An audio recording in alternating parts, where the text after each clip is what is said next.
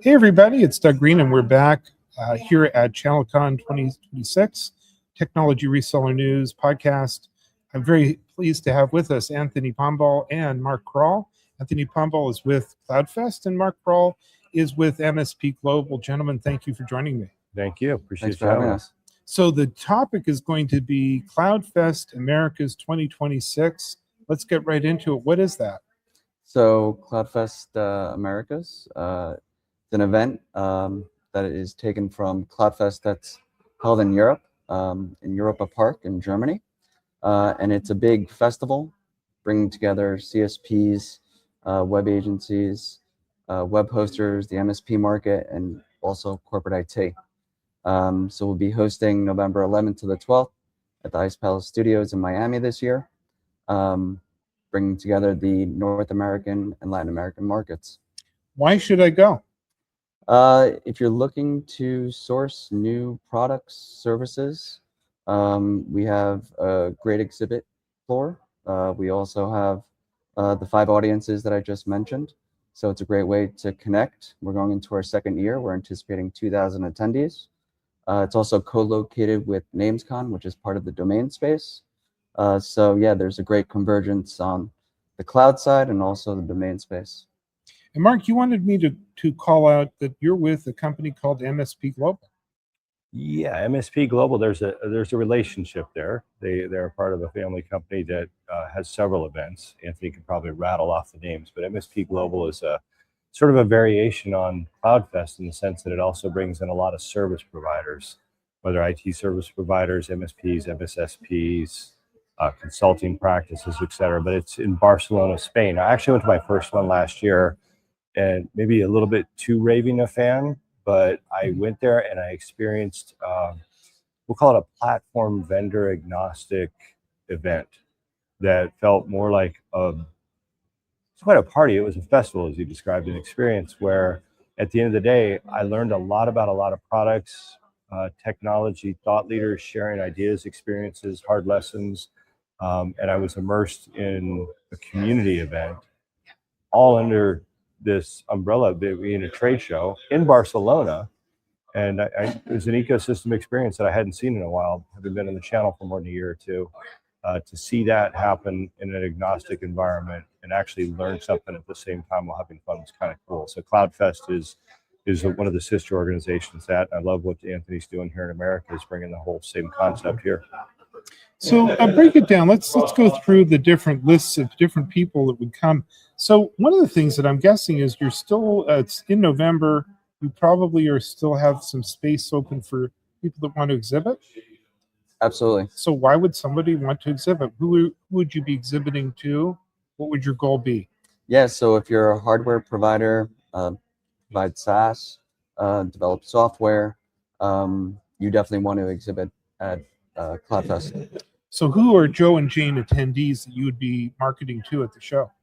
So CSPs, what's unique about CloudFest Americas, we capture the alternative CSP space. And what that is you have your hyperscalers and you have 30% of the market that we cater to. So that alternative space where you're looking for alternative solutions. Web agencies, so these are the agencies that are doing front-end and back-end development. And then your hosting providers. We're also bridging with the MSP market as well, because there's a lot of conversions happening there. And then also corporate IT. So IT companies that are coming from small to mid-sized businesses, and also some enterprise as well that are looking for alternative solutions. How is CloudFest unique? Very unique. So it's not your typical event. So it's a festival. So we really festivalize the entire experience, and we really take it from our European event. This year in CloudFest Americas, what makes us unique and a little different, we have a server throwing competition. We have a giveaway. We have a domain auction. We really do activations specifically to the city. So it's going to be in the Wynwood district, which is part of the arts area. So we'll bring in a graffiti artist and do a live mural. So we really take the experience to a different level. And then also on the content side of things, it's a little cutting edge. It's a little very forward thinking. So we really try to stay on top of a lot of new ideas. But just the interaction, the community building, the relationships is very different from many other events. So, Mark, are you still looking for people to speak or host panels? I'm not responsible for that part, but I'm certainly keeping my eye out. We have a new section we've added to it. There's what we call the Florida room, and that is kind of a birds of a feather type track where we bring in different community aspects. So thought leaders, we used to talk about content. A lot of the content is thought leadership. That's having been on the other side of the channel for so long. I'm not in the events business. I always come to events, and when I see thought leadership, when I see vendors and or experts, industry experts sharing ideas and experiences based upon what they've done wrong or what works versus just selling a product, I love those. That's the kind of content I gravitate towards. So we're doing a community forum session, an entire room dedicated specifically to get anywhere from 20 to 80 people together that want to share thought leadership around managed services, service provider community, what the vision of that looks like in convergence to the cloud ecosystem. That's just one of the sections in there.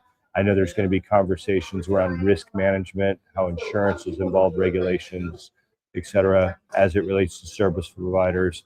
We might even sprinkle some AI in there. Go figure. Would that be a new topic? Can't believe it. Yeah, Anthony touched on the server throwing contest. Don't let that skip by.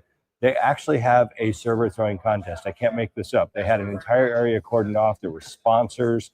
There were different weight classes, ages, genders, all lined up to throw servers as far as they could. And they took it seriously. I'm talking like dressing alike and everything. Yeah. I don't know how they did it. It comes from our German event. So we're continuing the legacy, 4 different categories. We have about anywhere from 8 to 10 participants per category. But it's very lively, very interactive. We create an entire arena on premise where contestants can throw the server the furthest. But it's a very big draw. Yeah, if you've ever slept in a data center like I have, and you didn't want to be there, you don't understand why throwing a server feels good. Satisfying. So there's a shared experience. Let's get back to the attendees. The profile of the attendees are channel partners, or I'm sorry, are cloud providers. Correct. And are there other people that you're looking at? So we have web agencies, as I mentioned. We have hosting providers, MSPs, and then we also have the corporate IT. I see. Yeah. And the MSP side, I would say it really does lean towards MSPs that are forward thinking, that recognizing that the services related to cloud, which there really isn't any that aren't, but when they're making that a specific part of their practice and they're enveloping not just things that have an IP address locally, but the services beyond the typical email hosting, spam filtering, things like that. And they're getting into the domain hosting space, getting into the agentic AI and outsourced AI, HubSpot management, things like that. Those MSPs would find value in the tracks that are there for sure. Let's drill down on the MSP level since we are at ChannelCon. Yeah. What do you have to say to the MSP community, the MSPs and channel partners that are here this week at ChannelCon 2026? Why should I go to Miami in November? Mark? Oh, well, I will say that we have been told, and gosh, we can't hold them to it, but GTIA will also be there, both in content and their team will be representing. It was announced on stage, so I can say that GTIA EMA has formed a alliance partnership with MSP Global, which we're excited about. They recognize that they both work equally to serve the community and ecosystem agnostically to make it better. The rising tide rises all boats. So GTIA members that believe in the power of community, that we evolve together, we rise together and fall together, they would find that same shared experience for the most part at a CloudFest event. So as we close up our brief podcast, and guys, thanks for taking time out of the busy show to talk to me. Make your best pitch. Why do I need to put this on my calendar for November? November 11th to the 12th, Ice Palace Studios in Miami. This is where it's a big convergence of, I would say, the entire, we could sort of say, tech community. Yeah. Where you're going to meet an array of partners, clients, new clients, You're going to develop new relationships, but most importantly, it's a unique experience where once you experience CloudFest, you'll most likely be returning the following year. Yeah. Well, gentlemen, I really want to thank you for joining me today. Where can we learn more about CloudFest Americas? You can check us out at cloudfest.com/Americas, and also cloudfest.com, which is our main channel, but you'll be able to provide or get more information on all of our events there. MSPglobal.com would be MSP Global's information for Barcelona. And if you haven't been to Barcelona, Spain, my first time last year, yeah, just go for that if nothing else. All right, gentlemen, thank you very much indeed. I'm looking forward to that event. Thank you. Thank you.